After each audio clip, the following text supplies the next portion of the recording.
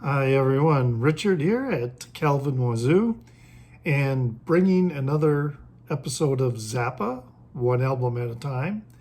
We're getting into a pretty exciting period, I think, in Zappa's discography. And what we're going to be talking about today is Hot Rats.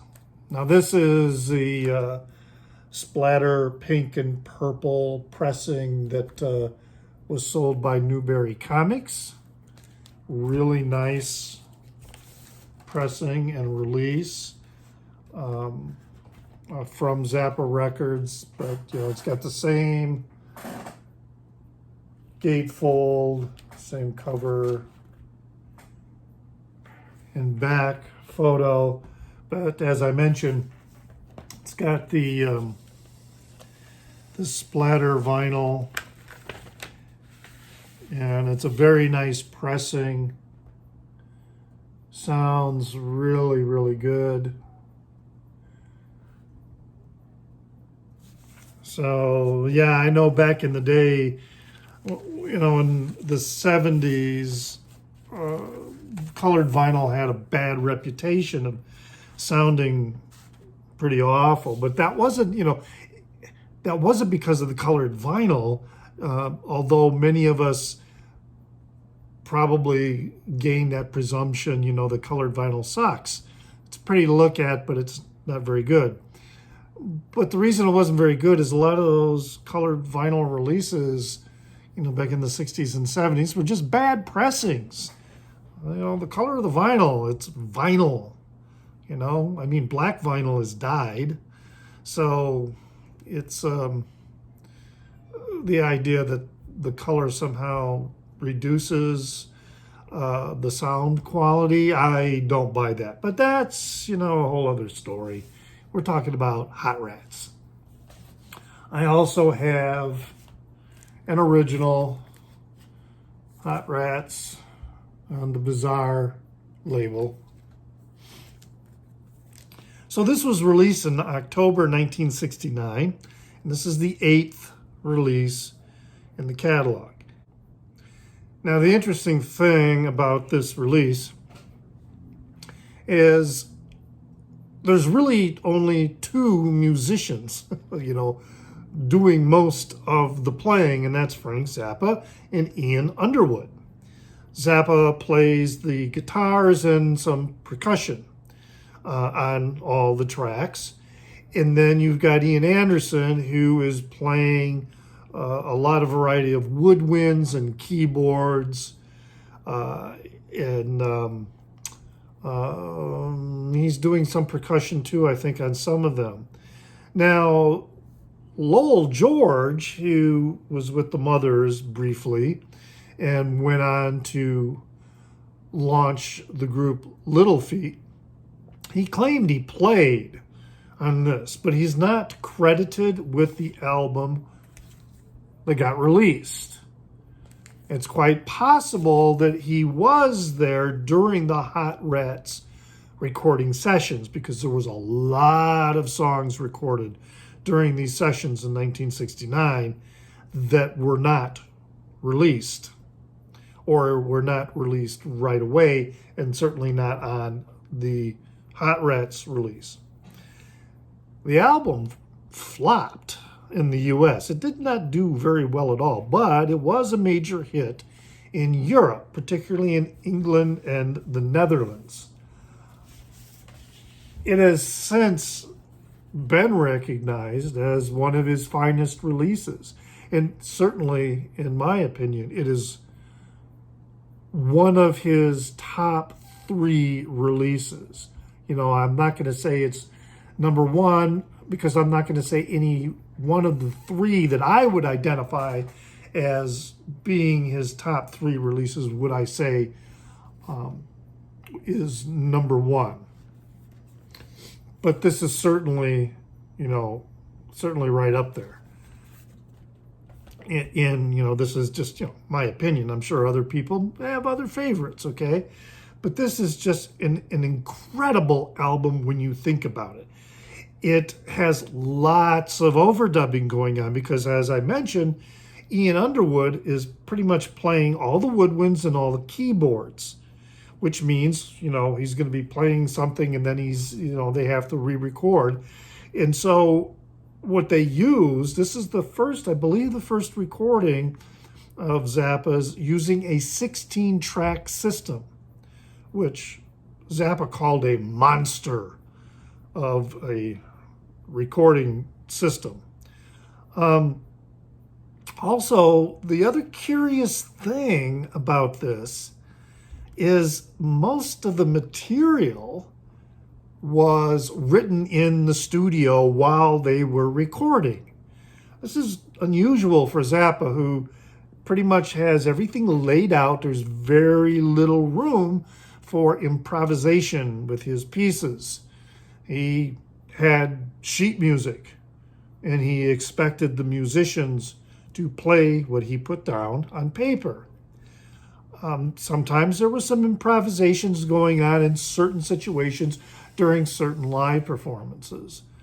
But for the most part, what you were supposed to do during recording was laid out for you. This is really interesting too, because, as I've said in other videos, that there's an argument to be made that this is among the first jazz fusion recordings ever. Now, Miles Davis with Bitches Brew gets all the credit as, creating jazz fusion, so to speak.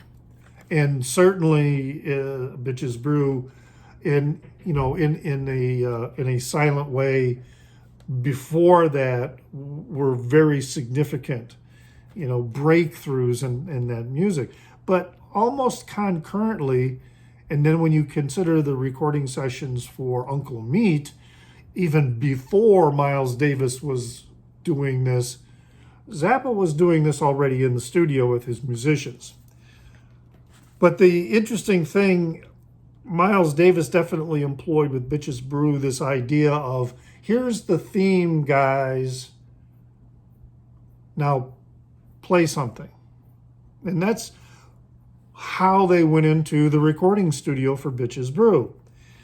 And Zappa kind of did that also with the recording sessions with Hot Rats. In improvisational work, that's really kind of something significant for Zappa to kind of let go.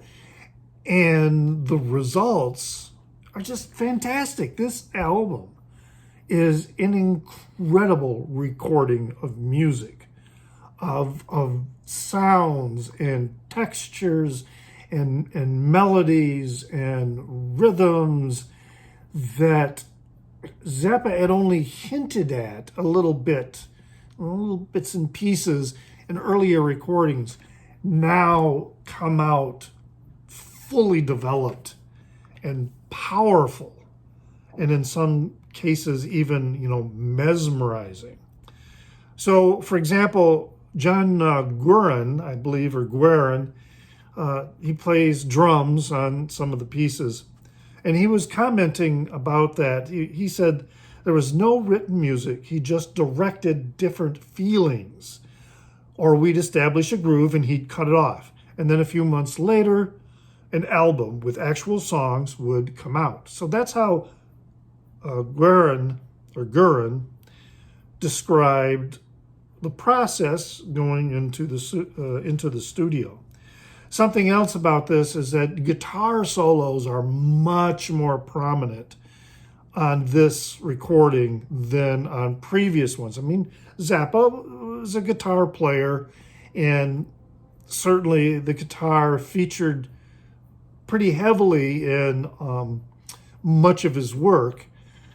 But a lot of his, the guitar solos, I guess in Absolutely Free, you get a really good guitar solo, but then that's also, there's a lot of other stuff going on at the same time. I think it's that guitar solo I'm talking about is during the Dance and Invocation of the Pumpkin from Absolutely Free. And then, of course, Trouble Every Day, is a strong blues, guitar song, but there's no real solo in it. And that was something that Zappa really wanted to have in his music and in music in general. And that was the primary reason he learned to play guitar. He began as a percussionist, a drummer. That's his first instrument. But in his autobiography, he was saying, I waited for records that had guitar solos on them, but they were always too short. I wanted to play my own solos, long ones. So I taught myself how to play the guitar. I don't bother to learn any chords, just blues licks. And the interesting thing too is that we know him as just being this phenomenal guitar player, but he also had a very self-deprecating attitude about his guitar playing. Also in his autobiography, he said that, his own guitar skill, he didn't think it was that special because he said, quote, I still have to look down at the neck to see where my hand is when I'm playing, end quote. Which might explain, why when he's performing, he's never singing and playing guitar at the same time, and why he always has other really skilled guitar players in his band to play guitar parts that are written into the music, while he's singing. Anyway,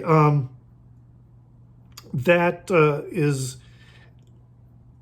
interesting and important in the discography because, as I started to say earlier, Hot Rats begins a very prolonged sequence of recordings. And I'm not going to include Uncle Meat in this. I mean, Uncle Meat to me is more of the end of the first era of his music and composition. Hot Rats is the start of a new era that goes all the way to Joe's Garage. And I think that era is his most innovative and prolific music writing portion of his career. Just an amazing period of material that he released during that. Now, this recording was supposed to be a double album. So the sessions, they recorded a ton of songs, and some of them were released on other albums, and some of them may not have ever been released unless their names changed. So, for example, Directly From My Heart to You was recorded during the Hot Rat sessions, but that was released on Weasel's Rip My Flesh. And then 20 Small Cigars also was a Hot Rat session, but that was released on Chunga's Revenge. Let Me Take You to the Beach was part of the Hot Rats sessions, but that didn't get released until Studio Tan. Then Little Clanton Special, Lil Clanton Special. That didn't get released until Lost Episodes. Then some parts of the Little House I Used to Live In were recorded during the Hot Rat session, but the full expanse of that piece wasn't released until Burnt Weenie Sandwich. And then also Toads of the Short Forest was not released until Weasel's Rip My Flesh. There was a song, Natasha, that was recorded during the sessions, but it was unreleased unless the name got changed. So, but there was no song, I guess, by the name of Natasha that was ever released from these sessions. Now, some of you Zappophiles out there, hey, if you know what happened to the song Natasha, please leave a comment in the Down Under and fill us in on that. So the album opens up with Peaches and Regalia, which is an instantly recognizable melody. It is probably the most recognizable melody of all of Zappa's work. And it's really even, there's a lot of instruments going on in here, but it's really just Frank Zappa and Ian Underwood. All right, you've got Frank Zappa playing the guitar, the octave bass, and percussion.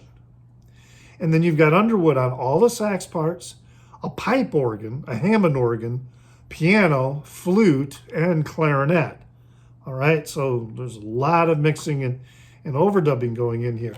Now there's a bass player and a drummer in this. Shugi Otis played the bass. Shugi Otis was only 15 years old when he recorded during these sessions. He's the son of Johnny Otis, famous R&B band leader. In fact, he began playing with his dad when he was only 11 years old. And when they were playing in clubs, he would like wear shades and like a hat and, because he was underage. He was only 11 years old and he wasn't supposed to be in these establishments that served alcohol. Really interesting. He also was the bass player on Al Cooper's second session release. There was Super Session, but that was with Bloomfield and Stills, I think it was. But the Cooper Session, that was the name of the album.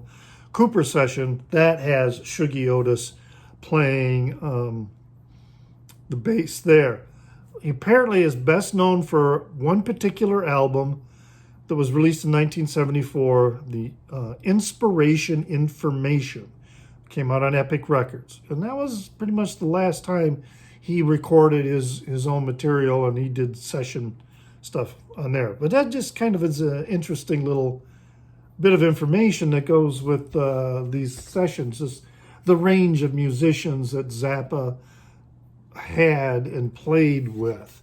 The drums on this particular song were provided by Ron Selico. It's got a really amazing guitar solo in Peaches and Regalia that is being played note by note simultaneously by Ian Underwood on the flute. Just, it's like an amazing song. It's wildly popular in his catalog, and also probably, if not the most played, but it is definitely among the most played songs during live performances. Totally, totally incredible. Then we move into this raucous, bluesy, gritty Willie the Pimp, which is also the only vocal piece on this. Captain Beefheart is singing, and he's singing like a deranged, howling wolf about to have a nervous breakdown. It's just his guttural utterances are just so amazing during the song. Zappa once described Beefheart's singing technique as though his throat, his voice box, was about to explode. And interesting, there's a comment on Amazon.com about going with the album, where the writer saying that Zappa's guitar solo during the song will take the roof off your head. It is really amazing. Then you've got Don Sugarcane Harris performing here on electric violin. And I've heard other Sugarcane Harris recordings, and his violin playing, is great. But I haven't heard anything that he's done solo that even comes close to what he was doing on Willie the Pimp. And also later on the Gumbo Variations. It's just like unlike anything he's ever done that I've heard. The closer on side one is Son of Mr. Green Jeans, which, other than the bass and drums, again, all the percussion in guitar is going to be Frank Zappa, And then all the other instruments, keyboards and woodwinds, it's all Ian Underwood. Weird thing about this, it's a son of Mr. Green Genes, Genes, Genes. But there was a lot of confusion about this song when it was released. People thought that the guy that played Mr. Green Genes on Captain Kangaroo was his father. So in his autobiography, it's one of the very first things that he addresses in the book, saying, no, I'm not the son of Mr. Green Genes from Captain Kangaroo. But a really weird thing that came out of this. There is some brilliant juxtaposition of Ian Underwood's saxophone playing and the guitar. They're not playing the same parts, but they're playing together in such a way that it just really beautifully melds together. And then the ending of the song is this beautiful, grandiose build-up that then just finishes with these simple piano keys. Ta-ta, ta-ta, at the end. It's just really, really, truly amazing song. This album is just, again, it is such a leap forward in Zappa's discography that it's like he just never looked back. Then we go to side 2. So Son of Mr. Green Genes is a closer for side 1. Side 2 opens with Little Umbrellas. Really nice instrumental. There's no guitar here. Zappa plays vibraphone on the song. Max Bennett is on a string bass. John Gurin is on drums. But this definitely took advantage of the 16-track recorder because all the other instruments are Ian Underwood. All the woodwinds, etc. It's a lovely, dreamy melody that it's just kind of hard to explain. But it's so light, and it definitely has, like all the songs do, but it has that notion of the jazziness and, plus the rock sentimentality. Now, again, we go off into another completely different universe with the next song, which happens to be my favorite on this release, and that is the Gumbo Variations. Now, the CD release and, of course, the vinyl release are a little bit different. The CD release is a much longer version of the Gumbo Variations, and it opens with the bass and organ, all right? And then the saxophone and guitar jump in. On the vinyl, it opens right away with the saxophone and guitar. And Underwood is just berserk on this song. He's just incredible, playing all over the place, getting all kinds of honks and squawks out of the saxophone, but also just playing this amazing melody in so many different variations. Sugarcane Harris also has a really incredible violin solo. I do prefer the vinyl version of the song as opposed to the one that was released on CD. I mean, they're both really, really good. But I think the vinyl release definitely is tighter and just, sounds better.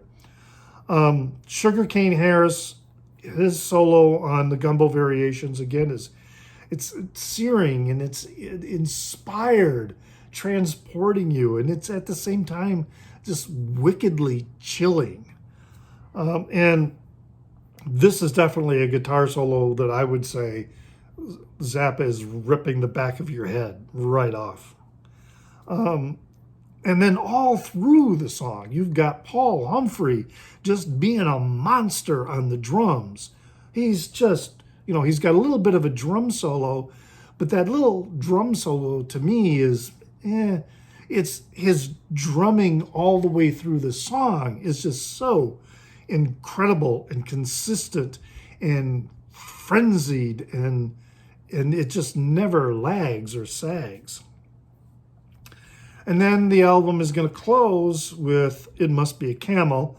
Now, Jean-Luc Ponty is playing violin on this song, but again, most of the other instruments are being played by Ian Underwood, and Zappa is on guitar.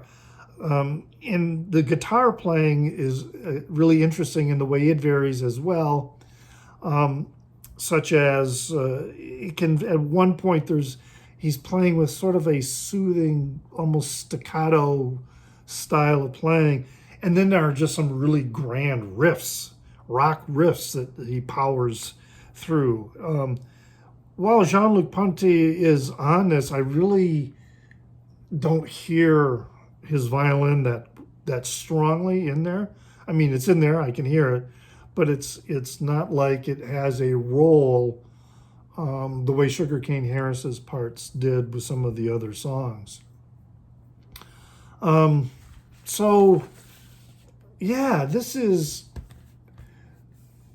marks an incredible leap, I think, in Zappa's discography, and also in his songwriting and composition, and also in how he presents the guitar. He is really making the guitar a centerpiece and not just a punctuation mark in the songs, which is how he kind of described guitar players at the time. I mean, here we're talking the late 60s.